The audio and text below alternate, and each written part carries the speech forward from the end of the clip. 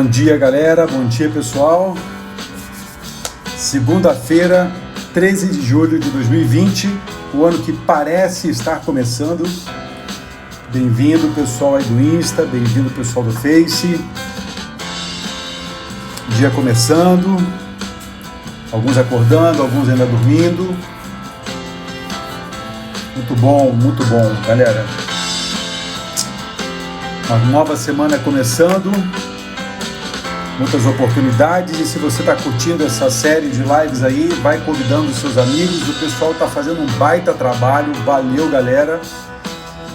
Vai curtindo, vai apertando aí o coraçãozinho, vai também mandando um aviãozinho aí pra galera, para ir você espalhando essa mensagem aí para todo mundo. Uma experiência bem bacana, viu, galera? Sinto até falta no final de semana quando não tem. Bom dia, pessoal, bom dia. Vamos lá. Isso, galera, vamos apertando esse coraçãozinho aí. Os números estão crescendo, mais pessoas chegando. Durante o final de semana, muita gente perguntando, muita gente aderindo, muita gente seguindo no Insta. Muito legal. Bem-vindo aí também o pessoal do Face que está chegando. Muito bom, galera. Vamos nessa, hein? Vamos começar o nosso dia. Pessoal chegando. Vamos lá, hein?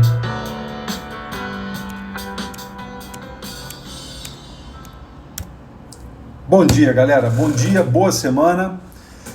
Tudo indica que as coisas estão meio que voltando ao normal, né? Ainda que seja o normal meio diferente, o normal aí adaptado. Hoje parques, academias e outras instalações devem retomar aí as suas atividades aqui em São Paulo, ainda que num formato mais comedido, né? Talvez horários distintos e controle de acesso também, enfim. Tudo indica que as coisas estão voltando ao normal, tá? Agora, como é que nós estamos voltando para esse normal e como é que nós estamos preparados para reencontrar as pessoas no ambiente de trabalho, no ambiente de lazer, bares, restaurantes, academia, escritório e até mesmo familiares dos quais nós ficamos um pouco afastados nesse período? Como é que a gente vai se preparar para estar com essas pessoas aí? Então hoje, turma, dentro da lógica, né, com a qual a gente vem construindo essa temporada, nós vamos falar do negócio chamado Mapa da Empatia, tá? Depois eu vou plotar esse mapa. Deixa eu ver se eu acho ele aqui. Gozado, eu tinha baixado ele aqui, por que ele não está aparecendo? Bom, enfim. Eu vou mostrar para vocês esse mapa, como é que ele funciona. E na newsletter de hoje, que sai às 10 da manhã, as perguntas estão todas lá. Então, se você já recebe a newsletter, você vai receber essas perguntas todas. Se você não recebe a newsletter, me manda o seu e-mail pelo direct do Insta, não aqui pela live, porque pela live ele vai passando e eu perco. Manda o teu e-mail pelo direct no Insta ou pelo Messenger do Facebook, e assim que acabar, dá tempo de eu cadastrar e você receber a newsletter às 10 da manhã com essas perguntas todas, tá ok? Muito bem. Bom, vamos lá. Qual que é a ideia? A ideia é falar sobre o mapa da empatia. E, galera,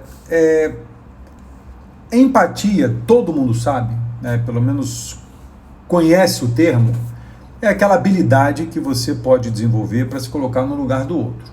Beleza, show de bola, sensacional, isso é mais do que necessário e é um treino de vida, né? Ou da vida. Agora, antes de você se colocar no lugar do outro, eu quero fazer um exercício prévio. Não vamos fazer esse exercício de como se colocar no lugar do outro, mas eu quero fazer um exercício prévio de como é que você se coloca no seu lugar, no seu próprio lugar, percebe?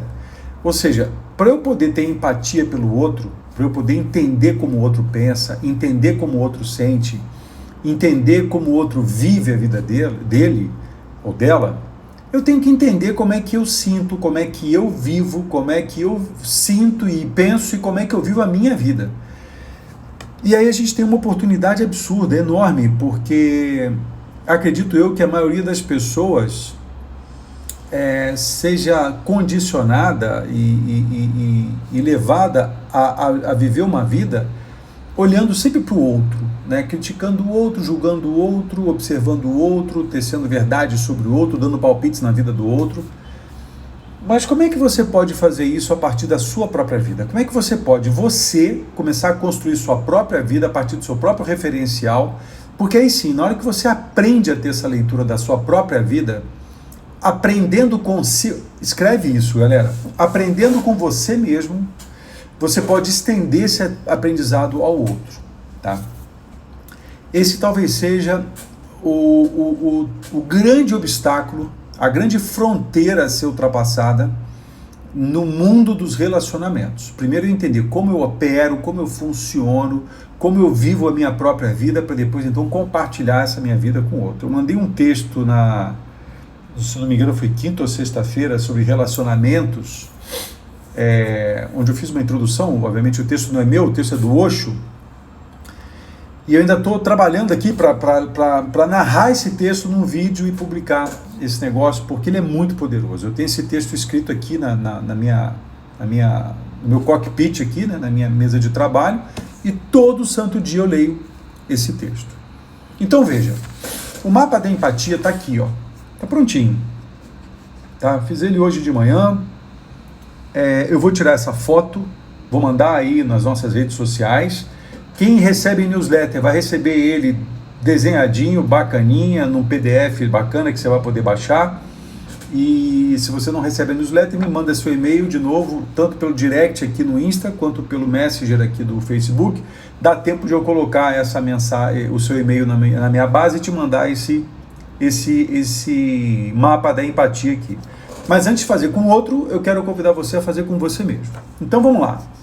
Se você tiver um papel, uma caneta, pega esse papel e essa caneta só para você rabiscar e exercitar seu cérebro enquanto você ouve e escreve, que eu vou te ler essas perguntas aqui, fazendo algumas reflexões. Então o mapa de empatia é uma ferramenta, um instrumento para eu me colocar no lugar do outro. Mas nesse momento eu gostaria que você fosse o outro. Que você fizesse um esforço para se colocar no seu próprio lugar. E na medida que eu te convido a se colocar no seu próprio lugar, tem um primeiro ponto que está aqui, ó, nessa parte aqui, que é o seguinte: eu não quero que você responda isso agora, mas eu quero que você comece a refletir sobre isso e que você possa responder isso ao longo da semana ou da outra semana, enfim, do tempo que você precisar. E se você precisar de alguma ajuda, você me manda uma mensagem. Eu estou com algumas mensagens para retornar, que eu recebi durante o final de semana, e eu vou retornar todas hoje, tá legal? Bom, então a primeira pergunta: o que você pensa e o que você sente? Como é que você se sente em relação ao mundo? O que você pensa em relação a esse mundo? E como é que você se sente em relação a esse mundo? Então, quem está acompanhando as nossas lives aqui, está ligado no fato de que nada tem significado até a hora que você dá um.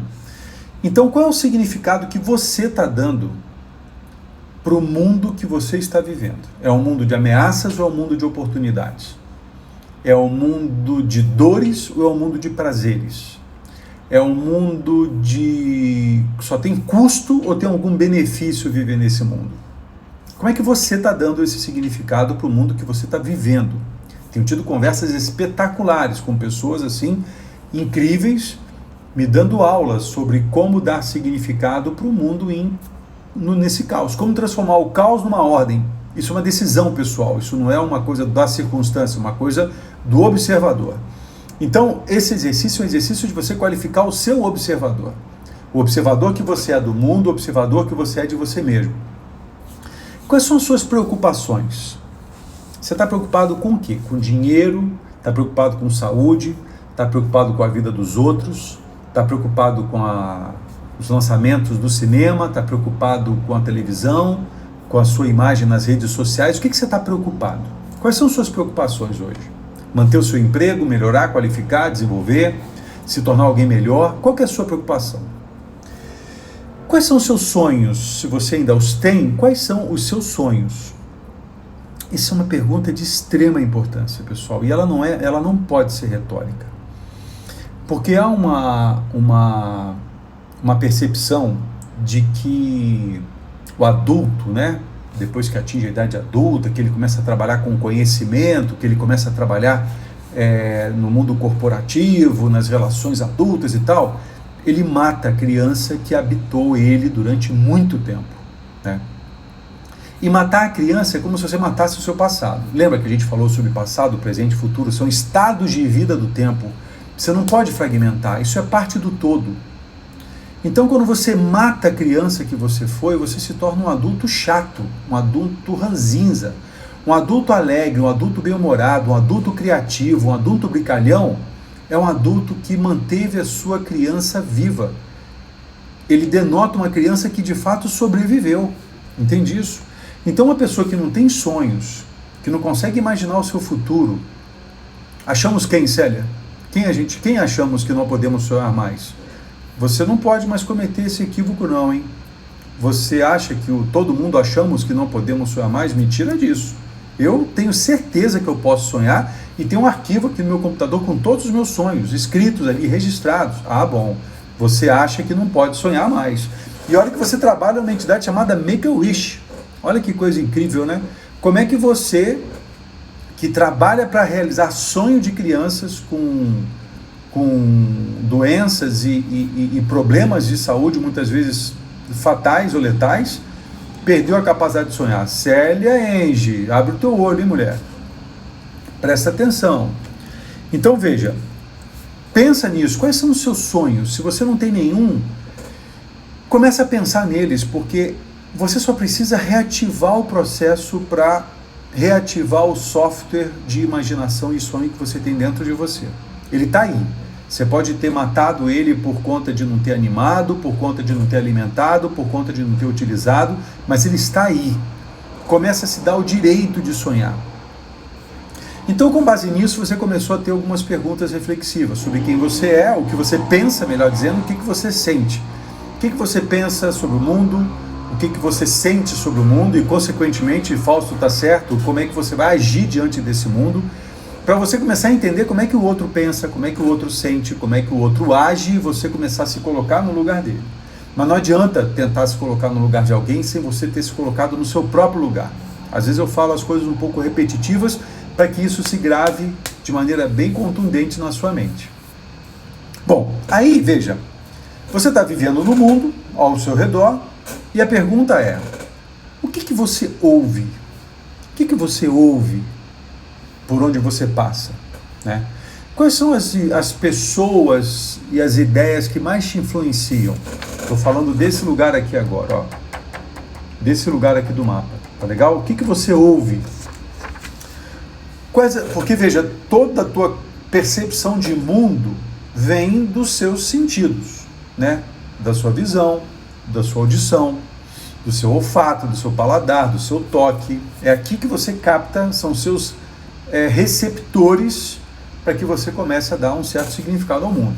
Então, o que você está ouvindo ultimamente? O que você tem ouvido ultimamente? Quais são as ideias que você tem acessado? Quais são as pessoas que têm te influenciado? Que pessoas você está permitindo entrar na sua vida e influenciar você? Olha que pergunta. Que pessoas você está permitindo entrar na sua vida e influenciar você? As pessoas que estão entrando na sua vida e influenciando você são pessoas que estão agregando ou são pessoas que estão te colocando energia ou te tirando energia? Quais são os seus símbolos favoritos? Quais são os símbolos que você olha e sente alguma coisa? A marca de uma roupa, a marca de um alimento, uma flor que você veja num parque, uma música que você ouça. Quais são as marcas, os símbolos, os padrões que você está consumindo para estabelecer o seu padrão? E quais são os canais de comunicação que você está acessando? Você está acessando telejornais? Você está acessando rádio? Você está ouvindo notícias, boas ou ruins? Músicas que te animam ou te deprimem? Que coisa você está colocando para dentro de você a partir dos seus órgãos auditivos? Isso fala muito sobre você. E se você aprender sobre você, você vai ter condição de aprender sobre o outro também. Faz sentido isso, galera? Se faz sentido isso, faz um joinha para mim, tá? Isso é fundamental. É um equívoco achar que você vai viver uma vida sem ser influenciado pelo seu ambiente externo. Ele te influencia, valeu Jean, valeu Tágila, é isso aí. Ele te influencia muito nesse momento. E se você não souber escolher o que você vai consumir em termos de coisas que entram pelo seu ouvido, você vai colocando coisas ruins e, obviamente, você não vai nem se dar conta disso. Por isso, galera, que ser empático, ou seja, se colocar no lugar do outro, prescinde de um treinamento robusto e profundo de eu me colocar no meu próprio lugar. Percebe isso? Senão eu não consigo me colocar no lugar do outro. E se eu me colocar, vai ser uma máscara. Lembra da história da máscara? E isso não faz muito sentido. Não faz mais muito sentido pra gente, na medida que a gente abordou esse tema, né? Bom, então já vimos aí o que você pensa e sente e o que você vê. Opa, aqui, o que você vê, tá? Agora, o que você ouve? Perdão, o que você ouve a gente já falou. O que você vê, né? Como é que é o mundo que você vive? Galera, esse é um exercício espetacular. Se você sentar numa mesa, numa cadeira, numa mesa, talvez ouvindo uma música que você goste, talvez tomando um vinho que você aprecie, talvez degustando uma iguaria que você também usufrua. Como é que é o mundo que você vive? Como é que é o mundo que você vive? Como é que é esse mundo? Como é que você pode descrever o mundo no qual você está inserido? Ele é um mundo prazeroso, é um mundo doloroso, ele é um mundo de ameaças ou um mundo de oportunidades, ele é um mundo que te desafia ou ele te mantém na zona de conforto. Como é que é o mundo que você vê? E veja, você não está falando do mundo, você está falando de você o tempo todo, né? Como são os seus amigos? Como são as pessoas que te rodeiam, né? Os amigos, os familiares. E quando eu falo te rodeio, agora vale até mencionar como são as pessoas que te rodeiam até em eventos online, né? Não presenciais, eventos virtuais, porque nós temos desenvolvido amizades virtuais por conta desse momento que a gente está vivendo. Então, como são essas pessoas? O que elas pensam, o que elas sentem, o que elas ouvem?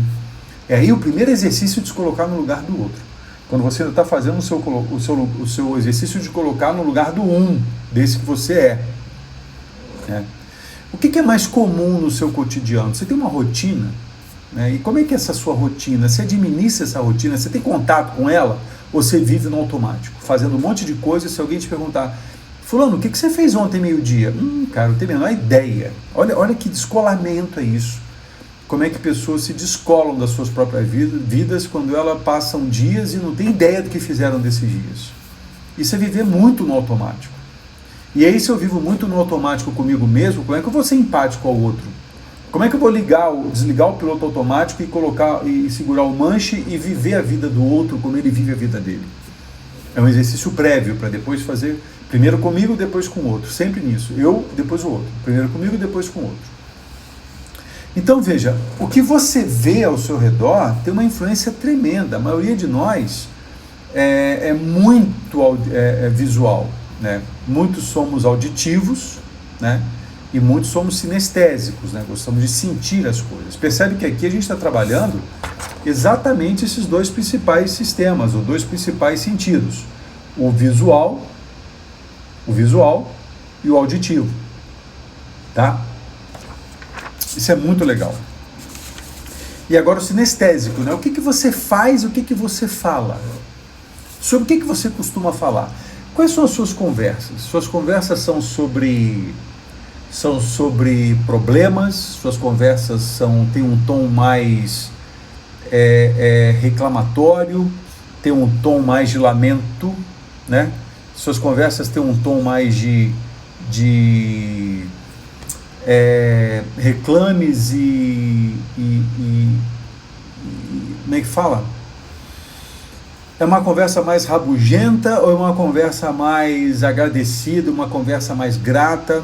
Você fala de que assuntos? Você fala de novela, você fala de empregado, empregada, doméstica, você fala do que você está vendo no teu prédio que não está funcionando, ou você fala de projetos, você fala de ideias, você fala de ambições e construção de um futuro bom, você fala de coisas, você fala de pessoas, do que você fala, né? De queixas, boa, Jean, né? Você fala de conversas possibilitadoras ou de conversas limitadoras? Você abre portas ou você fecha portas diante daquilo que você fala, né? E diante de como você fala, como é que você age, né? O Fausto mencionou, né? Você pensa, você sente, você age. Como é que você age diante das coisas que você diz? Diante do mundo que você percebe? Você é daqueles ou daquelas que falam para as pessoas assim, pô, você tem que cuidar da sua saúde e você vai e não cuida da sua? Pô, você tem que ter uma boa alimentação, mas você não tem uma boa alimentação? Você é daqueles que tem solução para a vida dos outros, mas não tem solução para a própria vida? Pensa nisso. Quais são os seus hobbies, né? Em que momento você dedica um tempo a fazer algo que te traz um prazer, que te traz um conhecimento, que te traz um benefício pessoal, né? Eu conheço pessoas que têm um hobby de colecionar livros, inclusive autobiográficos ou biográficos, né? Livros que falam de outras pessoas, seja escrito por elas próprias ou por algum biógrafo. Eu conheço pessoas que têm o hábito de colecionar selos, né? E ele gosta disso, colecionar super-heróis, né? Toys, brinquedos. Eu particularmente adoro, né? Eu tenho meu hobby que eu mais gosto é pedalar. Agora não mais em competição, muito mais agora como hobby mesmo do que em competição, mas eu gosto de pedalar, né? Eu gosto de assistir bons filmes. Quando vejo um filme que me chama muito a atenção, eu procuro estender isso para o outro. Então, nesse momento, o hobby ele tem uma importância. Tem pessoas que falam, e eu falei isso há muito tempo, eu não tenho tempo para ter hobby, né? O que é um equívoco, porque o hobby é um momento em que você se conecta com você mesmo, você faz algo para agradar você mesmo. Isso é muito importante, né?